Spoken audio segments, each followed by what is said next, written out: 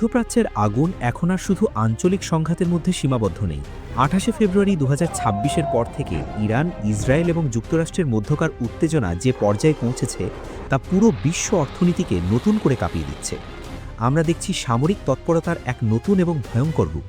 পুরো বিশ্ব যখন এই ত্রিমুখী সংঘাতের দিকে তাকিয়ে, তখন একটি বড় প্রশ্ন বারবার সামনে আসছে, আর তা হলো ইরানের মিত্র হিসেবে পরিচিত অ্যান্টি ওয়েস্টার্ন ব্লক অর্থাৎ চীন, রাশিয়া এবং উত্তর কোরিয়া ঠিক কী করছে। তারা কি সরাসরি তৃতীয় বিশ্বযুদ্ধের দিকে এগোচ্ছে, নাকি পর্দার আড়ালে অন্য কোনো খেলা চলছে? আজকের ভিডিওতে মার্চের একদম সাম্প্রতিক তথ্য এবং ভূরাজনৈতিক সমীকরণের ভিত্তিতে আমরা বিশ্লেষণ করব এই তিন পরাশক্তির আসল গেম প্ল্যান। প্রথমে নজর দেওয়া যাক চীনের দিকে। মার্চ মাসের শুরুতেই ইরান যখন হরমুজ প্রণালী ঘিরে নতুন করে হুঁশিয়ারি দেয়, তখন সবচেয়ে বেশি উদ্বিগ্ন হয়েছিল চীন, কারণ চীনের জ্বালানি তেলের বিশাল একটি অংশ আসে এই পথ দিয়ে। বেইজিং প্রকাশ্যে যুক্তরাষ্ট্র ও ইসরায়েলের আগ্রাসনের তীব্র নিন্দা করেছে ঠিকই, কিন্তু আন্তর্জাতিক বিভিন্ন গোয়েন্দা রিপোর্ট বলছে মার্চের প্রথম সপ্তাহে চীনের বিশেষ দূতেরা অত্যন্ত গোপনে তেহরান এবং রিয়াদ সফর করেছেন। চীনের মূল লক্ষ্য সামরিক নয়, বরং অর্থনৈতিক। তারা কোনোভাবেই চায় না মধ্যপ্রাচ্যে সরাসরি যুদ্ধে জড়াতে, কারণ এতে তাদের গ্লোবাল সাপ্লাই চেন এবং স্বপ্নের বেল্ট অ্যান্ড রোড প্রজেক্ট ভয়াবহ ক্ষতির মুখে পড়বে। তাই চীন এখন সরাসরি অস্ত্র বা সেনা পাঠানোর বদলে তাদের অর্থনৈতিক ঢাল ব্যবহার করে ইরানকে টিকিয়ে রাখার চেষ্টা করছে। তাদের কৌশল হল যুক্তরাষ্ট্রের মনোযোগ এশিয়া প্যাসিফিক অঞ্চল থেকে দূরে সরিয়ে মধ্যপ্রাচ্যেই আটকে রাখা।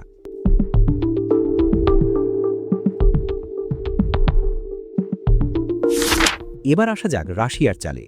ইউক্রেন ফ্রন্টে রাশিয়া এমনিতেই প্রচণ্ড সামরিক এবং অর্থনৈতিক চাপে রয়েছে, তাই মধ্যপ্রাচ্যে নতুন করে সেনা বা অত্যাধুনিক সমরাস্ত্র পাঠানোর মতো পরিস্থিতি মস্কোর এই মুহূর্তে নেই। কিন্তু ২৮ ফেব্রুয়ারির পর যখন ইসরায়েল ও যুক্তরাষ্ট্র জোট ইরানের ওপর আন্তর্জাতিক চাপ চরম পর্যায়ে নিয়ে যায়, তখন রাশিয়া তাদের সবচেয়ে শক্তিশালী কূটনৈতিক অস্ত্রটি ব্যবহার করে, আর তা হল জাতিসংঘের নিরাপত্তা পরিষদে ভেটো ক্ষমতা। রাশিয়া স্পষ্ট জানিয়ে দিয়েছে তারা ইরানের বিরুদ্ধে কোনো পশ্চিমা প্রস্তাব পাশ হতে দেবে না। এর পাশাপাশি পশ্চিমা গোয়েন্দা সংস্থাগুলোর মতে রাশিয়া সরাসরি সামরিক সাহায্য না করলেও ইরানকে অত্যন্ত সংবেদনশীল স্যাটেলাইট ইন্টেলিজেন্স বা উপগ্রহ থেকে প্রাপ্ত তথ্য সরবরাহ করছে।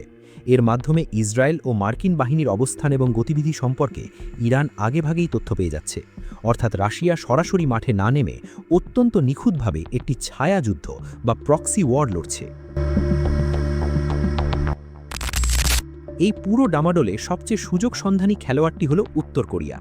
মধ্যপ্রাচ্যের এই যুদ্ধে সরাসরি তাদের কোনো ভূ রাজনৈতিক স্বার্থ নেই, কিন্তু যুক্তরাষ্ট্র যখন ওই অঞ্চলে চরম ব্যস্ত, ঠিক সেই সুযোগটি পুরোপুরি কাজে লাগিয়েছে পিয়নিয়াং।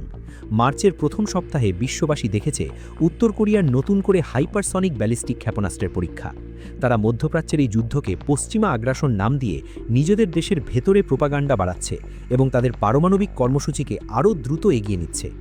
অনেক প্রতিরক্ষা বিশ্লেষক মনে করছেন আন্তর্জাতিক নজরদারি এড়িয়ে রাশিয়া বা অন্য কোনো গোপন রুট ব্যবহার করে উত্তর কোরিয়ার কিছু অত্যাধুনিক প্রযুক্তি বা পুরনো অস্ত্র ইরানের প্রক্সি গ্রুপগুলোর হাতে পৌঁছানো একেবারেই অসম্ভব কিছু নয়।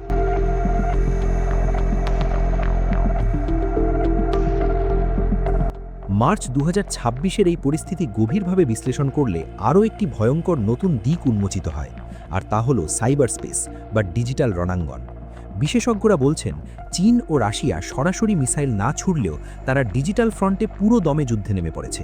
সাম্প্রতিক রিপোর্ট অনুযায়ী রাষ্ট্র সমর্থিত বিভিন্ন হ্যাকার গ্রুপগুলো যুক্তরাষ্ট্র এবং ইসরায়েলের ক্রিটিক্যাল ইনফ্রাস্ট্রাকচার বা গুরুত্বপূর্ণ স্থাপনাগুলোতে সাইবার হামলার মাত্রা বহু গুণ বাড়িয়ে দিয়েছে। তারা ইরানের সাইবার ইউনিটগুলোকে প্রযুক্তিগত সহায়তা দিচ্ছে, যাতে ইসরায়েলের ডিফেন্স সিস্টেম, পাওয়ার গ্রিড বা যোগাযোগ ব্যবস্থা সাময়িকভাবে হলেও বিকল করা যায়। ২১ শতকের এই যুদ্ধ তাই শুধু মাটিতে নয়, ইন্টারনেটের জগতেও সমান তালে লড়া হচ্ছে। পরিশেষে বলা যায় আন্তর্জাতিক রাজনীতি হলো একটি জটিল দাবা খেলার মতো। ইরান, ইসরায়েল এবং যুক্তরাষ্ট্রের এই সাম্প্রতিক সংঘাতে চীন, রাশিয়া এবং উত্তর কোরিয়া সরাসরি নিজেদের ঘুঁটি নষ্ট করছে না। তারা ইরানকে এমনভাবে সাহায্য করছে যাতে ইরান টিকে থাকে এবং যুক্তরাষ্ট্র মধ্যপ্রাচ্যে আটকে থেকে কৌশলগত এবং আর্থিকভাবে দুর্বল হয়। মার্চের এই সাম্প্রতিক ঘটনাগুলো আমাদের প্রমাণ করে দিচ্ছে যে ভবিষ্যৎ বিশ্বযুদ্ধ হয়তো প্রথাগত কোনো যুদ্ধ হবে না, বরং এটি হবে অর্থনীতি, প্রযুক্তি, সাইবার অ্যাটাক এবং ছায়াযুদ্ধের এক চরম রূপ। কমেন্ট করে আপনার মূল্যবান মতামত আমাদের জানান। ভিডিওটি তথ্যবহুল মনে হলে লাইক দিন এবং সমসাময়িক বিশ্ব রাজনীতির এমন আরও বিশ্লেষণধর্মী ভিডিও পেতে চ্যানেলটি সাবস্ক্রাইব করে পাশেই থাকুন। ধন্যবাদ।